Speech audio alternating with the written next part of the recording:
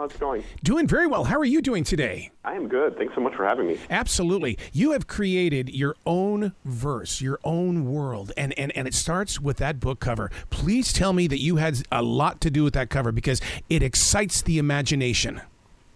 Oh, I wish I could take any credit for it. It's just the amazing work of the artist, and she did such a wonderful job. It's really, it's hypnotic. Do you find yourself getting the artwork done first, or is it after you've created the story and brought it to life? I think in the case of this book, the artwork was kind of happening as I was writing the book, so it was really inspirational just to see it come together for the cover, and that fed into the prose itself. So it was kind of really collaborative. So to go from being a fan first to actually physically writing a story that you've now released out to us who love Marvel books, I mean, it's like this had to have been one hell of a journey for you. Yeah, it was a thrill. I mean, I have vivid memories of picking up my first Spider-Man comic as a kid, like maybe 6 or 7 years old, and now I'm watching my own 7-year-old son read Spider-Man comics. So it's really been, coming full circle in many ways. But being able to add to the mythos is so exciting. Yeah, and the continuity of it all. I mean, I bet you have to do a ton of research because you know how those Marvel fans are. They want it their way.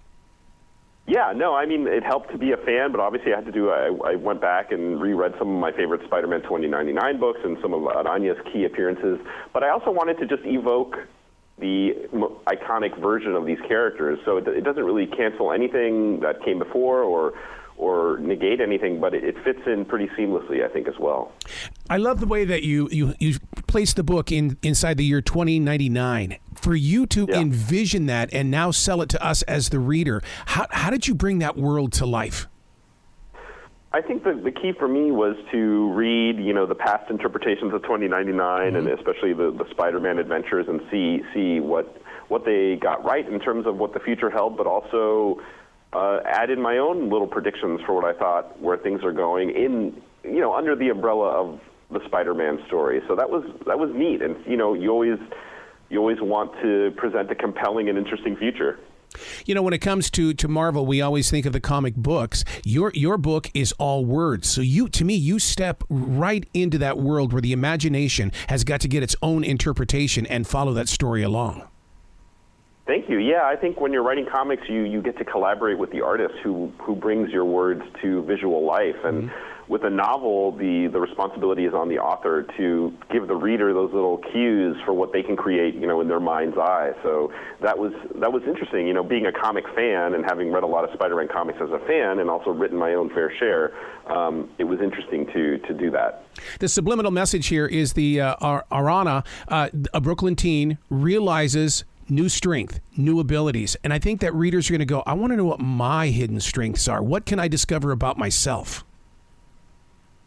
Yeah, the story, Araña and Spider-Man 2099 Dark Tomorrow, is a coming-of-age story for Araña. She discovers these abilities and learns to balance, the demands of teenage and high school life. And how do you do that when you have this other added responsibility? And I think that's really relatable. Even though we live in a world, unfortunately, where we don't have spider abilities, we all have our own kind of hidden responsibilities that we have to carry out. So I think that's really something that readers can connect to. Don't you think in a really cool way we all think we can fly like Spider-Man? All we have to have is just a little bit of ability? Yeah, I mean, I'll tell you, it was really a huge moment for me as a kid to pick up Spider-Man 2099 and see another Latinx character as Spider-Man. And I think that's the core of Spider-Man, that it's very relatable and we can all connect to that character in different ways. And I think this book really shows that. Oh my God, you bring up such a great point, because we are in this generation that has had so many different Spider-Mans. And the thing is, though, is that we're accepting the Spider-Verse. We want that. It's almost like we're commanding it. Yeah, I mean, the Spider-Verse reflects the world. It's diverse, it's welcoming, it's so many different characters doing different things, and I think this book is really an example of that in terms of a novel. It showcases these characters in fun ways and how they play off each other and how they're part of this bigger tapestry of characters. So did you go through a split personality change when you invited two Spider-Verse heroes together in the same story?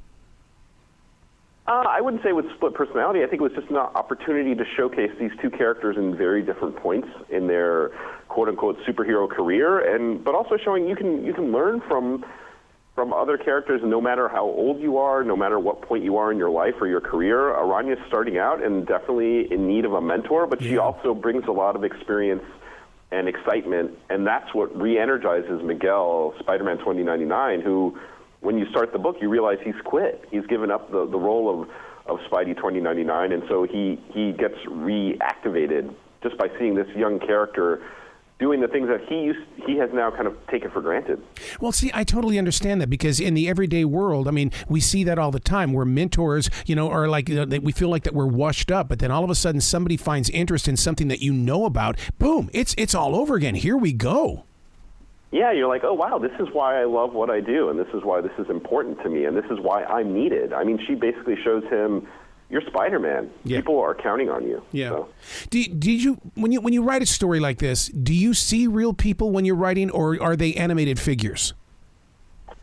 In the case of this, where it's a comic book characters in a different medium of prose, I visualize them as I experience them as a reader. Whereas, with my own kind of crime novels, I'll cast people in my mind. Yeah. All right. Do you find yourself going to some Comic-Cons? I do, yeah. I usually go to San Diego Comic-Con, New York Comic-Con. I'm doing a show called Terrificon in Connecticut in July. So, yeah, I try to get out there and really meet up with the fans, and the excitement is kind of what keeps you going as a creator. It's a universe all its own, isn't it? It really is. It's fantastic. Just the pure fandom and joy that these readers bring to the experience is wonderful. Well, now that you're part of that circle and you continue to grow with this circle, as a writer, how does that change you in the way of, so that it's like when Fleetwood Mac released Rumors, their biggest challenge was to make sure that they didn't make another Rumors. How do you go and keep growing with that possibility of the changing of the story? I think you balance the wonder, like it's the huge wonder of adding to this great universe and being a part of this, but also the responsibility. You're taking these characters that are beloved and have been around for so long, and you're adding to it. And I think you want to do that fairly, and also do it in a way that respects everything that came before, but also brings your voice into it. And I think that's the challenge, but that's the fun of it too. So what happened in your writing space when you knew in your heart, okay, that's it. I've now finished the story. I need to send it to my editor. Was it a grand moment? It just felt really important. It felt like, I've gotten this great opportunity to write these characters that I love as a reader. That and it's the same thing when I wrote a Star Wars novel, that you get to add this little note to kind of this orchestral movement of story, and so it's really amazing, and it's something I'll really cherish as a writer. See, that's what I love about what you're doing with these stories, with Star Wars as well as Spider-Man, is that being out here when you first receive it, and then to become a part of it. There are so many young adults that are sitting in their rooms that have stories and ideas for books like this, but they don't set them free. They just hide them underneath their bed. Yeah, I think for me as a reader, it was really important to read stories with characters that I could relate to, and so I keep that in mind as a writer, that somewhere out there are kids or younger readers at that age who are experiencing these stories, and I would just suggest, tell those stories, be engaged and open your mind to, adding to these kind of legendary stories. In putting this book together, did you write it out long form, or were you right there on that computer? Oh, my handwriting's too terrible. I had to type it up. I'm a lefty, so.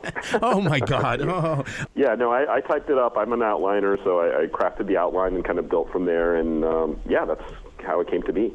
Well, do you agree with the term that lefties are usually more creative than righties? Oh, I don't know. I think that's just kind of like a generalization. I think there's so many creative people out there. I don't think you can just put them into buckets like that. How about a story that puts you inside of a Spider-Man adventure? Me personally, in the actual Spider-Man? Oh yeah, I mean that'd be like one of these little murder mystery books. I want to put the author up on that stand and ask them questions about the crime. Just like Well, what's funny? I think that's what really makes the Spider characters so compelling, is that they're relatable to readers. I know as a kid reading Peter Parker stories in high school, I was like, oh yeah, he's like this bookish kid like me, and I could really connect with him. And then to think he puts on this Spider-Man costume and swings around and saves the day, that's a huge idea for kids to embrace, and I think that's what keeps them connected to these characters. So what's next, or can you talk about that? Yeah, next for me in terms of books is Alter Ego, which is a sequel to Secret Identity, which was my comic book murder mystery that came out last year and won the LA Times Book Prize. And that comes out, Alter Ego comes out summer next year. To become a writer, people have to grow into that pair of shoes. When did you know that you were a storyteller? I think at a really young age, when I was reading comics, reading stuff like Sherlock Holmes and science fiction, I would start kind of coming up with my own ideas. I think as a kid, you're like, okay, this is a story, but what if this happened? I didn't realize until much later that that's what writing is. You're creating your own stories. But at a very young age, I was thinking about the idea of adding to these kind of mythologies. Yeah. It's just amazing that you've got this book just in time as we get closer and closer to the summer months, because kids need something to read.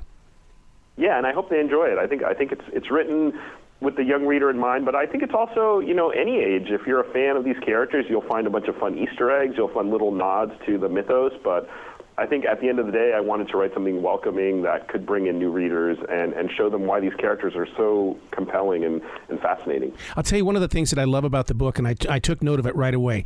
I love the size of the font. Sometimes that font gets way too tiny and too many words are placed on a page. You did really well with that font. Yeah, I wish I could take credit for the typography, but yeah, the readability is super important. So yeah, because that's part of the storytelling, because it's got to create a conversation so people go on and buy their own version of the book. Yeah, whatever brings people in to read and engage with the story is great. So where can people go to find out more about you, your books, your journeys, your tours, everything?